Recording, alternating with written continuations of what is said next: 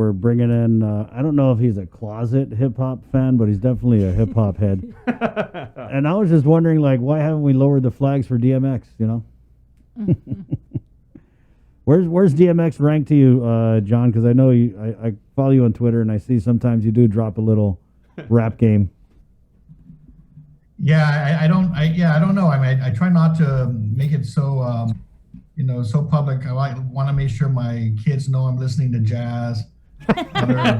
Smart people music, right? Other adult contemporary music. But, Sarah Bareilles. back in the 90s, for sure, 80s and 90s, the hip hop game was, that was coming, just coming on strong then. And so, I just, like I think I mentioned, yesterday, reminisce the little DMX and Snoop,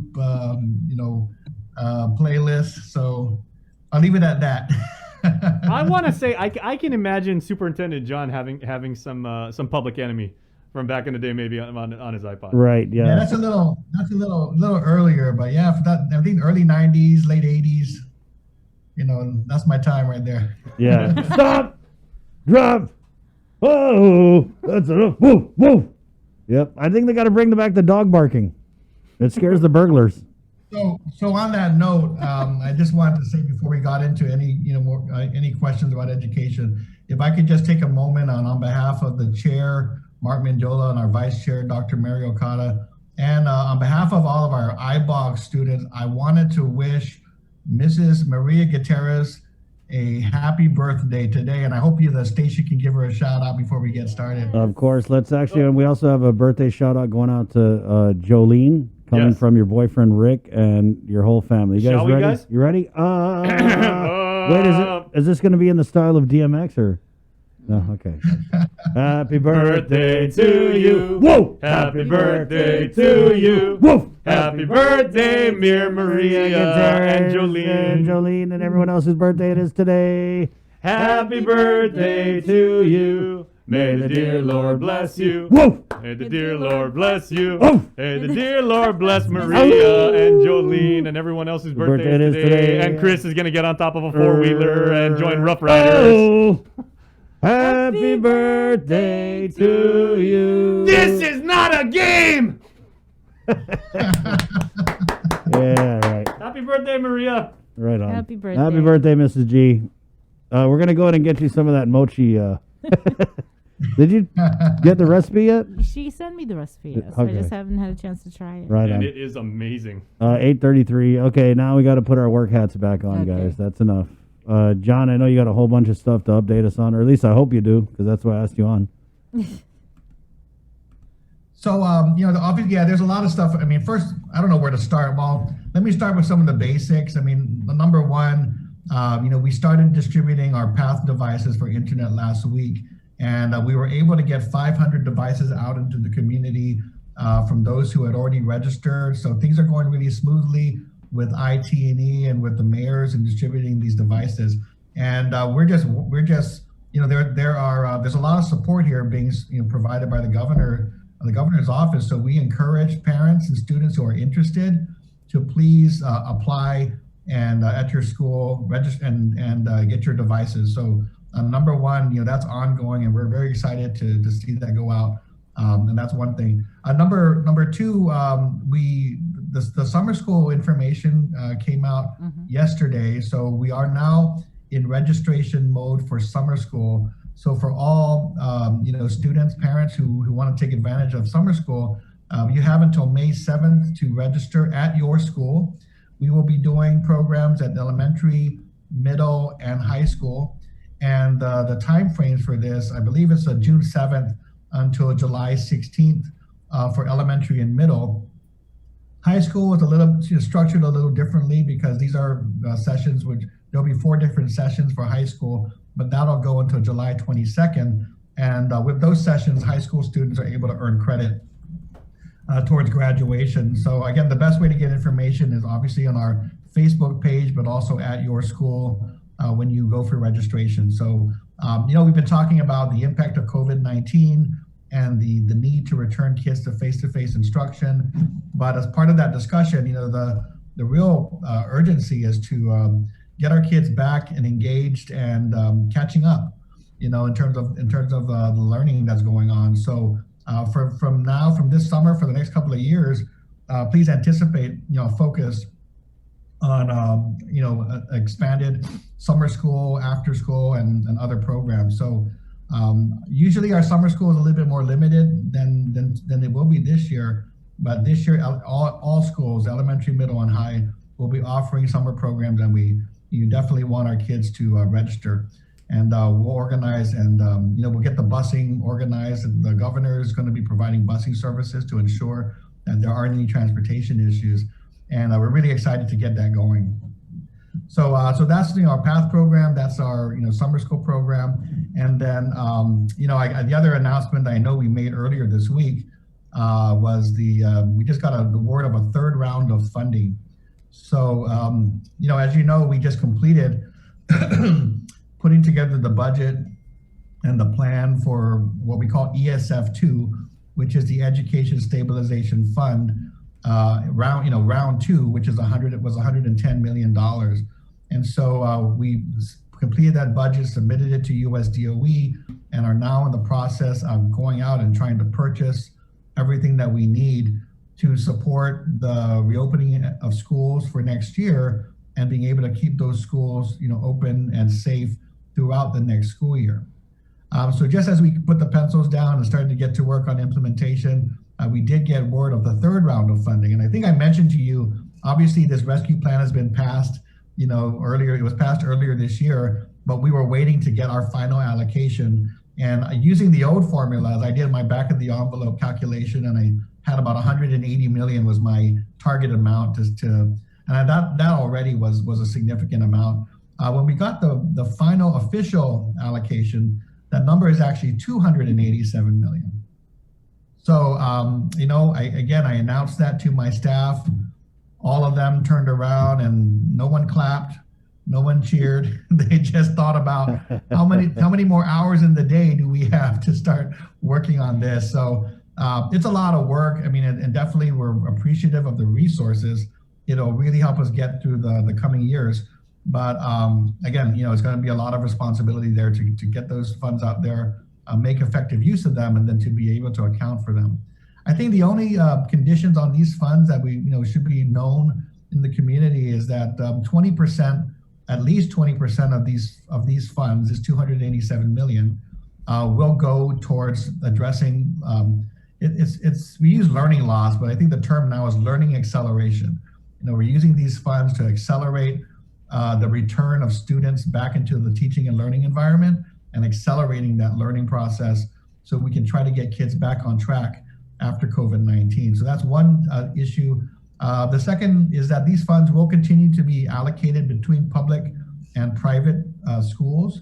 So, we're running those numbers right now, but if you look at how we based the prior two funding rounds based on student enrollment, it will be the same for private schools and charter schools. And so our partners in our private and charter school sector will be able to participate in the activities under this fund as well. And then I think the third component is there still is a maintenance of effort requirement that has to be fulfilled. And so we're going to be working with our governor and our legislature to make sure that we meet those requirements to ensure that we're able to continue to have access to the full funding provided by the federal government. So again, lots of work that'll be associated with it, but I'm very excited. I mean, it's, presents a lot of opportunities. I just met with Lieutenant Governor Josh Tenorio yesterday to talk about, where we were with our different priorities and plans. And there really is a lot of opportunity that is coming in terms of the resources available. So at some point, I know they'll want to talk, more detail about it, but just to give you a sense of what some of these discussions are, one is, there's a limitation in terms of DOE being able to expand its existing summer school and after school programs. We really feel there needs to be a role for community organizations, whether it's our mayors, whether it's our nonprofits, whether it's our private sector partners. We think there is a role for them to play in providing after-school opportunities, summer opportunities, apprenticeships, work experience. There's a lot of things that are out there, a lot of things that states are currently pushing and trying to do in their own, context. And I'd like to see the same here. So we have talked about ways in which we can use the resources to build around summer school. We have our summer school program. We anticipate that summer school programs will be done by 12:30 or 1. So we'll get the breakfast and lunch to the kids. We'll have them in there until maybe 12:30 or 1 o'clock. And then afterwards, there's the rest of the day there. And, we have our community learning centers. We have our school facilities available. We're looking at ways to make the best use of the resources. And I think if we have the right partnership, we can foresee, some of our community partners, coming in at 1 o'clock and saying, hey, we got a recreation program. We have a music program we like to offer, a robotics program.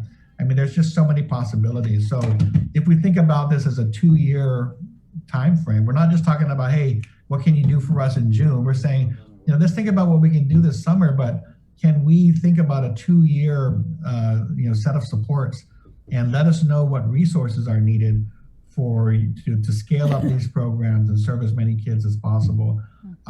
That's one, so some of the ideas we've been talking about, for the high schoolers, if we could find ways to expand opportunities in the workplace or internships. And, at DOE, we run an internship for a couple of years for about 16 students. And we did it just because, I don't know if you remember, but way back in the 80s and 90s, there used to be this government-wide summer internship program. And, I participated in it, where you work for a government agency for the summer and you learn what it's like to be in a work environment, to come to work dressed appropriately, answer the phone, work on the computer, all of that. And we just don't have as many opportunities today as we did back then. And so we offered that at DOE, and we've talked with the Lieutenant Governor about the possibility of other agencies, maybe doing the same with the support of DYA and Department of Labor and other partners.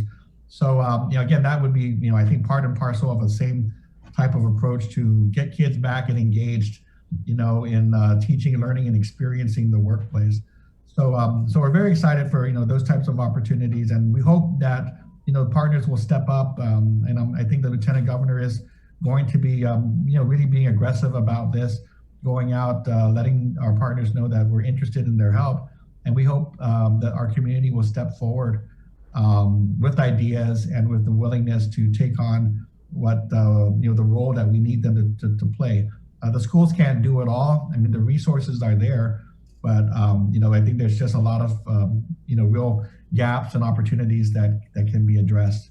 So very exciting, and we hope to see that in place. Other than that, we do have 90 days to get back to USDOE and talk about our implementation plans for the $287 million. We have 2 years to basically use those funds. So this will take us through the next 2 school years. And once we get more details on that, I think our focus really will be on, again, we've already focused on trying to keep schools open and maintain that environment. So we will want to build around that and make sure that we can address any other long-term investments that are allowable to really use those funds to keep schools safe, for the longer term. John, I wanted to follow up on that 20% on learning acceleration and learning loss. What discussions are you guys having for special education students? Because, they kind of lost out a lot during this pandemic. Right. Well, I was very glad for the conversation yesterday because, really, when we do our standard summer school program, SPED students who have an IEP that includes extended school year, in which it's determined that our students are, to continue during the summer to maintain their academic progress. Those are usually spelled out in the IEP, in the plans that they have, and they're able to participate in the summer school programs with the supports that that they would need. So that's definitely an expectation that will continue. And we have, again, with every elementary, middle, and high school open, that should not be an issue to have our students in our special education program there and at school. But as part of our discussion with the Lieutenant Governor, we hope that when we talk about community programming, we do want to place special emphasis on ensuring the inclusion of our special education students in the after-school programming, and other things that might go on, once DOE's, summer school program ends, every day. Because the kids are at school already, we're hoping that we could again encourage community organizations to just come to our schools, come to our school facilities, and run programs out of there. So a student who was already at school for the day ends their summer school classes and can just go right immediately to the program on campus and then have bus transportation afterwards, instead of trying to find ways to go from one site to another. So it was an active part of the discussion. We know that there are many advocates in the community who've been asking for supports and looking for ways to participate. We actually hope some of those organizations will volunteer to run programs and give us ideas for how we can support all of our students, but especially our students with special needs, through these next through the summer and through the next couple of school years. But we also were talking about, we know that, for instance, if you talk about after-school programs, we might not offer something like this in the school setting, but I know I could probably vouch for high school students who would love an ASL, class, because people say, oh, we're learning Spanish and English, and I've heard that, people, students saying, can we do an ASL, a sign language class, and hey, this is a great opportunity. We can offer that service at a school, and students want to take it. Maybe this is another enrichment opportunity, and who knows, right? I mean, I think if this is successful and we are able to support, more broadly, a lot of community participation, in 2 years, we could see organizations that have had 2 years of experience working in our schools, working with our students, and maybe create opportunities for these types of organizations to sustain themselves and expand services even further, beyond 2024. So, lots of good discussions, and we hope we can carry it out. I did want to ask, because you mentioned enrichment programs. Is there anything in any of these federal funding that you guys are going to be receiving will go to teachers for them? I don't even know if they need any kind of additional training, but is there anything going to go to them?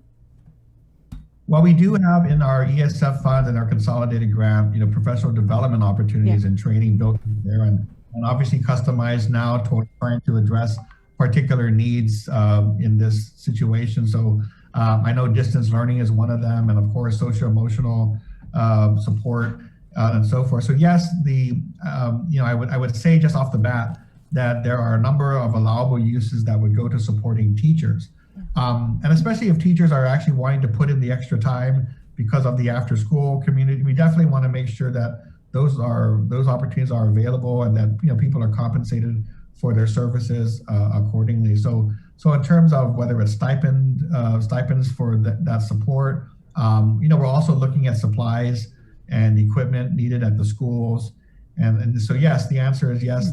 We do envision the supports being used. Now, the way in which we usually go through this needs assessment process, is number one is that we obviously set some high level priorities that are critical to the strategies that we have in place. So, for instance, we need our school environments to be addressed. So we need to put school facilities up in that top tier. But we also do a very extensive outreach to all of our school administrators and to the community for other input, other ideas that we can incorporate. And our team is very good about, taking note of each of these ideas and making sure that when we come to the table, we can prioritize and discuss these opportunities based on the community input. So we can envision, further discussions with all the schools, the school administrators, private, public, and charter, teachers, and then of course, as you know, our outreach normally happening through Zoom, of course, but with our parents and students to get their ideas as we go through this third round of needs assessment. Mm-hmm. So again, it's come up in the past, and we've been able to provide some of those supports, but now we're talking about 2 years of catching up in terms of lost learning. What other types of supports and things have we not thought about that we want to include in this round? Awesome. We do have questions from people online. Do we need to return school-issued laptops even if we anticipate enrolling our kids to summer school? Well, we are. Again, my first suggestion is to make that request of your school. At this point, the answer is yes. We are allowing the schools to have that discretion because we do know there is enough equipment and support, to be able to allow for students to go ahead and retain their equipment. Obviously, the priority is for those who are going to stay online, but we do believe, and based on what we've purchased, that there is enough flexibility so long as there's the accountability measures in place. So that requires like regular check-ins to make sure the device is still in working order and so forth. So right now, schools have asked us that, and we said, again, priority is for online students, but you have the discretion to allow for families to maintain and retain their equipment because we know that going into the next school year, we do envision technology being an active part of teaching and learning, whether you're online or in the classroom. And we also are preparing contingency plans such that if we have to shut down for any reason, we expect that students are going to have that equipment to go home with. So either you have it already, or if you're at school next year and we shut down for whatever reason and you don't have equipment, we're going to have to assign you that equipment to make sure that you're able to access the curriculum online. So all those plans are kind of coming into place as we look ahead to operations next school year. Okay. For summer school, will uniforms be required? I don't think we haven't had that discussion, and I would say that at this point there is still a waiver in place for the uniforms, even though I would say there is a dress code requirement that is still in place, but meaning that you can't wear inappropriate clothing for any reason. But I'll have to go back and we'll have to clarify that because I know that the board, our next meeting is on April 27th. And so we'll want to clarify the uniform requirement, whether that waiver applies throughout the summer or if any changes are forthcoming. That'll probably be discussed on the 27th at their board meeting. I know that there was a lot of flexibility being provided because of the financial situation caused by the pandemic, and for many families, and we didn't want this to be an extra burden on them, especially if they were coming to return back to school. I do think that there is some interest for the board members in just tightening it up or making sure that there isn't any abuse of the relaxed policy, because I know that schools have reported that we have to send kids home. They come in and you wear a T-shirt advertising beer or drugs or something else, or you come in a revealing clothes or whatever the case may be. So the schools have still had to enforce the dress code. And depending on the discussion of the board, we'll see whether the waiver continues or whether there are more restrictions kind of put in place to ensure there is an abuse of the uniform policy. Mm-hmm. We just got the new guidance last night that was issued by Public Health regarding high school. Yeah, but it was just high school graduations and institutions of higher learning. Were schools anticipating holding indoor graduation ceremonies? Are they planning this already? Right. So earlier this year, and you know, a lot of planning goes into these ceremonies on a regular, in a normal school year. So by February, I believe January, February, our high school administrators, informed us that they would all be holding grad and go ceremonies, and that would be the plan. And that was, within the public health restrictions. I believe last week I did get a call from Director Art St. Augustine, and he said, we're getting requests about graduation.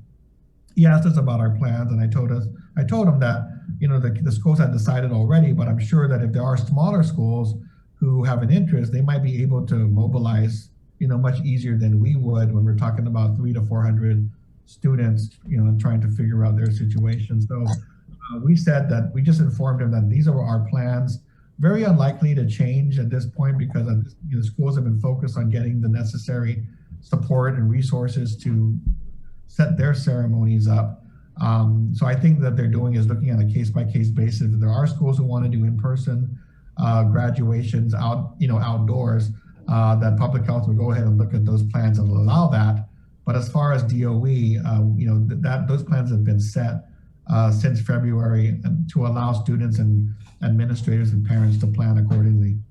Last year we did this on the fly. I mean, and so that was kind of challenging because you're trying to get, someone to video, live stream the ceremony, setting up a stage, how was it going to work, who was going to guide traffic, all those things happened in such a short amount of time.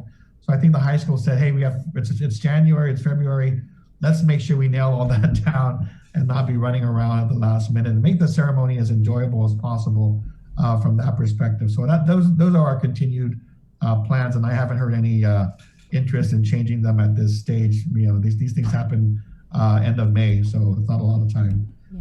I think the other issue is setting up a ceremony outdoors. In our experience, it's similar to setting it up at UOG. It's a lot of money involved, and there have been limited opportunities to fundraise, for many of our classes. So in their situation, it is probably unlikely to raise additional funds in this short amount of time to support the canopies and the other, things that need to be set up for a full outdoor ceremony. Plus, if you have something outdoor, it's going to rain. What's that? If you have something outdoors, it always rains, never fails. And there's always that risk too, Right, once you put all that time and effort into it. So, I think it's unfortunate in the sense that I know everyone appreciates the some of the nice aspects of a traditional ceremony. I know that there are some parents who have been very pleased with the way the grad and go ceremonies took place. I mean, if you're a family that says, hey, we want to celebrate, take pictures of the graduation, have them receive their diploma, but we don't want to sit around for all the speeches. We want to go back home and celebrate. That might be an ideal situation versus, sometimes we have 3 to 4 hours of ceremony when it's at UOG. But there are others who like the pomp and circumstance, and so we're just trying to, I think, with the ceremonies, trying to plan ahead and put things in place to make it as memorable and as pleasing as possible is what the students have been focused on. How did the vaccination clinic go over at Teason High School on Monday? It went pretty well. We had about 200 individuals vaccinated. I don't have a breakdown right now of whether or not these were all students, because we know we also left it open as well. We know some employees might have been, also got their second dose and so forth. So we'll get that breakdown and we'll continue to put the outreach out. But that was our first clinic, and then we're appreciative of public health support and the governor's support to have these school-based clinics available. And then we're going to do our next one at Okudu High School on April 19th. That'll be from 9 to 3 p.m. And the target group really is the Okudu and Simon Sanchez students in that area of Dededo and Jigo. That's the target group. Of course, any student who's eligible can come as long as you're 16 and over and you meet the requirements of verifying your age. And if you're under the age of 18, definitely a parent or guardian is needed to sign off and give consent.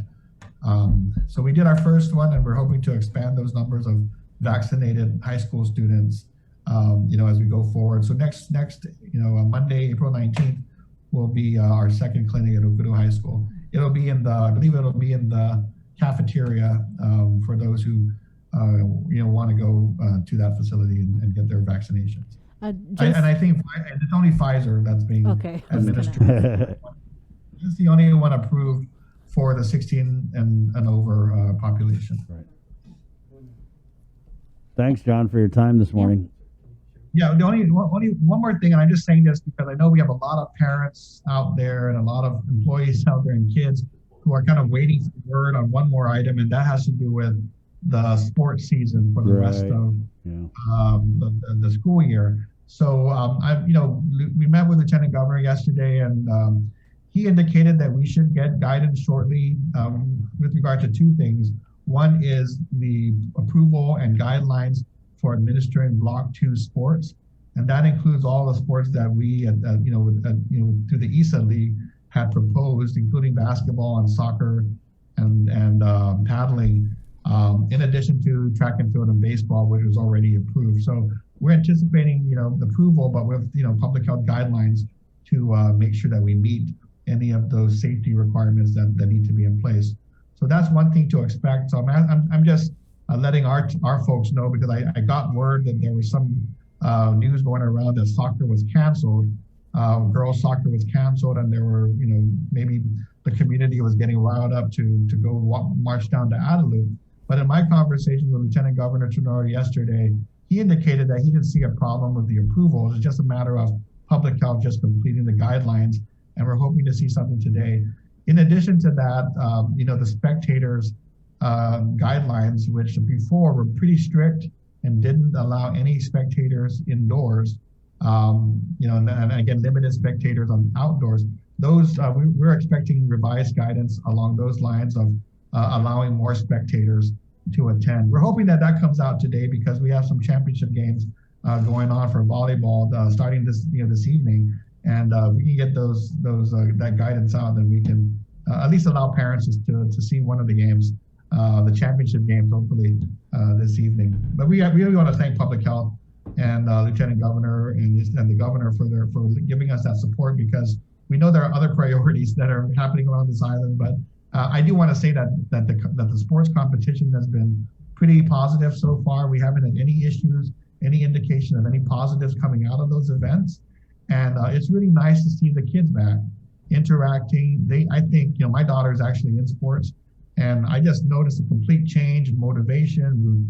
Having a routine, focus on fitness, interacting. But she's one of the types that will not take her mask off. Right? No flexibility. She's going to keep her mask on, which is good. But again, getting back to that interaction just helps me see how much more important it is that we continue to focus on returning kids to school and to some level of normalcy as we look to next school year. I'm glad you provided that update, because I did get something on WhatsApp about a peaceful protest that was scheduled for tomorrow regarding public health. Yeah, I saw that. I was alarmed, because I said, "Boy, they canceled and no one told me." But my understanding is that there wasn't that it's not canceled. It's just they haven't released the final guidelines, which we had asked them to review, and have continued to ask them as of last week. Can you please let us know? Because this week was kind of the deadline for letting our kids know that these sports would take place, and then getting the coaches and officials lined up. So I'm glad that we'll hopefully get that word today, and I appreciate that support. All right. Thanks a lot. Thank you, John. All right. Happy birthday, Miss Gutierrez. Yeah, she just signed on. Thank you for your birthday wishes and awesome singing. You got it, Thank you, Mrs. guys. Z. I've been getting Right a on. lot of WhatsApp messages, guys. A lot of people are asking what is up with the recipe for the mochi since we mentioned Right, it. yeah. People are saying, how's Sabrina so special? Well, she's Yeah. Sabrina. Well, we're not going to give away Mrs. G's mochi recipe on her birthday. Just wait till tomorrow. Thank you. Well, we'll tell you what, Yeah. real quick, you guys, while you guys were talking to the superintendent, I was actually sent a little surprise here. So we have you got me, Joe, sir? Got it. A viewer of ours, a couple in Mong Mong, was saying they have a Link-inspired breakfast. So we're showing this right now on the screen. We got some tomatoes, Link sausage, some bacon, tortillas, and there are these scrambled eggs. So that is the Link-inspired that is so breakfast good. Wow. from Mong Mong, from Megan and Tim Paris. Hey, Megan. Well, you know what? If we inspired you, then we got to get a piece of the action. Yeah. Okay. And full disclosure and everything. Megan is our creative director. Yeah. And so she always watches the show because she's like, Joe, sir, what are you doing Creative. to my graphics? Yeah.